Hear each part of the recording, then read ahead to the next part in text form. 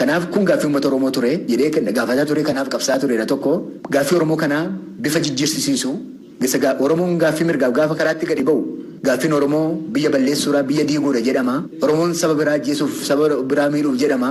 Oromoon amantii biraa balleessuuf jedhama. Sabni kun gaaffiin kun immoo gaafa bubbulaa deemu uummata gara ammeessee gara biraatti fida. Uummata mootummaa kana wal dhabsiisa. Uummata mootummaa wal dhabsiisee naannoo Oromiyaatti tasgabbiin dheebu jechuun immoo biyya kana tasgabbii dhowwata. Barsiisaa Galataa Gammachuullee Yuunivarsiitii Wallaggaatti gosa barnootaa saayinsii siyaasaa barsiisu. Rakkoowwan tibbana mudataa turaniif sababootni ka'umsaa lama jiraachuu eeru. Jalqabaan biyya kana keessatti expectation yookaas immoo fedhiin humna jijjiirama kana hoogganu jala jiru fedhii gurguddaa walii galuu hin dandeenye lamatu jira. Kana hooggamutti jalqabaan warra dantaa sabaa kabachiisuu danda'a jijjiiramni kun dantaa saba koo gurmaa'ina yookaas immoo akka sabaatti kan miidhamne akka sabaatti kana keessaa fayyadamuu dandeenya jedhanii eeggannoo kan qaban yookaas immoo kan waa eegaa jirantu jiru. Humni kabiraan immoo jijjiirama kanaan innis bakka hin barbaaden nageessisa jedhetti amanee ka jiru piroojeektii Itoophiyummaa isaa duraan jalqabamee ture sana dhaabi kun itti fufuu danda'a jijjiirama kana keessatti inni kun mirkanaa'uu danda'a kan jedhudha. Inni kun immoo akkasumaan iyyuu fedhii to'umsuun nama rakkisuu fi fedhii ulfaataadha biyya kana keessatti. Inni kun rakkoo guddaadha. Inni kun fedhii walitti fiduun hin danda'amne fedhii walitti fiduun ulfaataa ta'edha biyya kana keessatti yeroo baay'ee kan nuyi arginu. Isaan kana lamaan gidduu firikshiniin jiru rakkoon amma arginu kanaaf sababa ta'edha jedhee yaada. Namni kamiyyuu garaagarummaa yaadaa kabajuun baay'ee murteessaadha. Garaagarummaan siyaasaa jijjiirama kana keessatti isaa turuuti biyyootadhuma warra ijaarsa siyaasa isaanii lafa qabsiisanii yookaas immoo institutionalize godhanii jiran keessatti iyyuu garaagarummaan yaadaa baay'ee gatii qaba. Rakkoon jiru garaagarummaa yaadaa kabajuu dadhabuun rakkoo amma jiru kanaaf ka'umsa ta'edha. Barataa Digirii Sadaffaa Yuunivarsiitii Finfinnee kan ta'an Barsiisaa Gizaachoo Namoomsaa gama isaaniitiin ka'umsi waldhabdee torban darbee mudatee qaawwa mootummaan gama nageenyaatiin agarsiisee jechuun kan isaan dubbatan. Of eeggannoon godhamaan turre. Bulchitoonni qaamonni biyya bulchan warri aangawa gurguddaa qaban namoota wajjin geggeessan namoota isaaniif taananii jiran akka hin beekneettan fudhadhan. Nam tokko si waliin hojjeta garuu wanta yaadu hin beektu.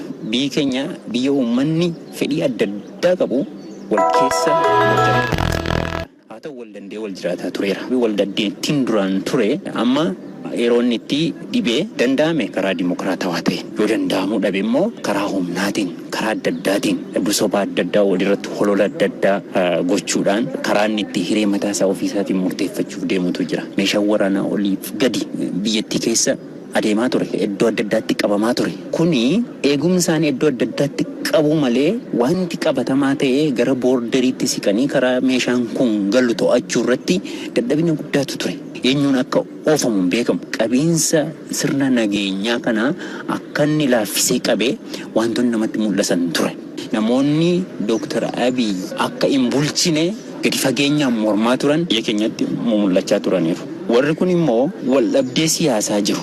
Waldhabdee mirga ofiin falmachuu gara amantaatti jijjiiruudhaan yookaan immoo gara lola sabaaf sablammiitti jijjiiruudhaan akka siistemiin kun ofiin of bulchuu dadhabeetti gara sanatti fiduudhaan siistemicha faalanii bu'aa mataa isaanii argachuuf warri deeman baay'ee akka isaan jiran garriin gara fuulduraatti gara nuti deemnu gaaffii guddaa jala galeeraa jechuudha. Hayyuuwwan kunneen carraawwan rakkoowwan mudatan kun ittiin furamuu danda'an jira jechuun kan isaan dubbatan.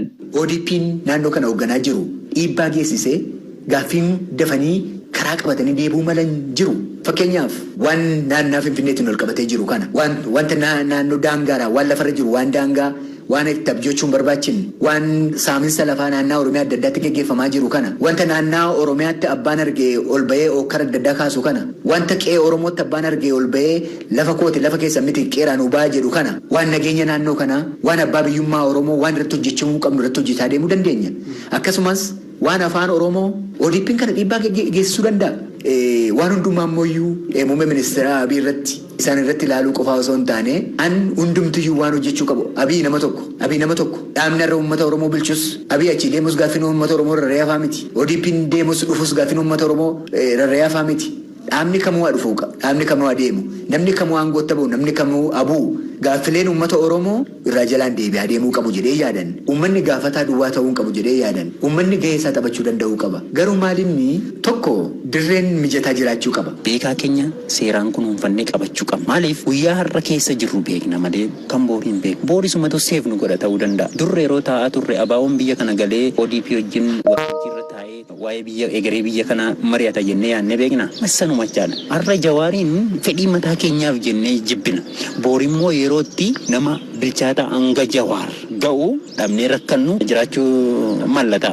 Kanaafi beekaa keenya kunuunfachuu qabna. Rakkoowwan kana furuudhaaf ammoo itti gaafatamummaa hundaa mootummaa irratti dhiisuu osoo hin taane dhaabbilee fi uummatnis kan gama isaa bahachuu qaba jechuun kan isaan dubbatan. Civic Society fi yeroon itti baay'ee hojjechuudhaaf yeroon itti baay'ee cimaa ta'e yeroo ammaa dhalee yaada. Gadi fageenyaan qorannaan geeffamuu qaba. Fedhiin hawaasa kanaa maal akka ta'e.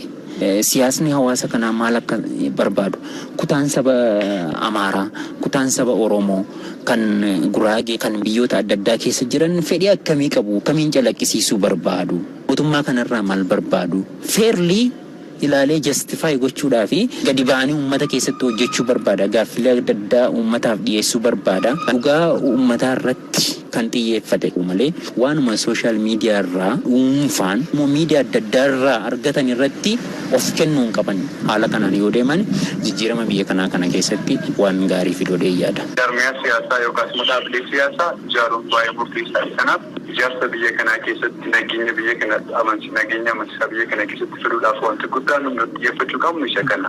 Social capital wanta nuti jennu duudhaalee hawaasaa biyya kana keessatti ijaaruun baay'ee murteessaadha gaafa akkas jennu yeroo baay'ee inni kun rakkoo guddaa jira biyya kana keessatti hawaasni hundumtuu duudhaa ofiisaatti qaba. Itoophiyaa dhugaa ijaaruu barbaadnu yoo ta'an duudhaa Oromoo irratti hundaa'uun baay'ee gaariidha.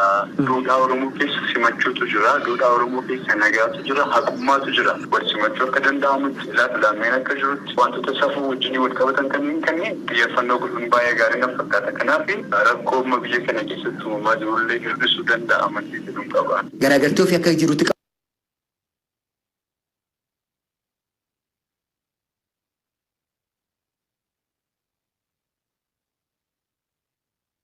yaaduun miira keessaa ba'uun barbaachisaadha. Miira keessa yoo ta'e gaaffii haqaa keenyatu karaarraa kaata. Miira keessa yoo ta'e waan faayidaa argachuu mallutu nu jalaa danqama. Uummanni keenyas akka uummataatti qeerroon keenyas akka qeerrootti karaa bilchina qabuun karaa gamtaa'een karaa gurmaa'een tarkaanfachuu danda'uu qaba. Raadiyoo Sagalee Ameerikaaf Naakoor Malkaa Amboorraa. Dhaggeeffattoota keenya sagantaa keenya kanumaan xumurra nagaatti amma sagantaa afaan Amaaraatu itti fufa.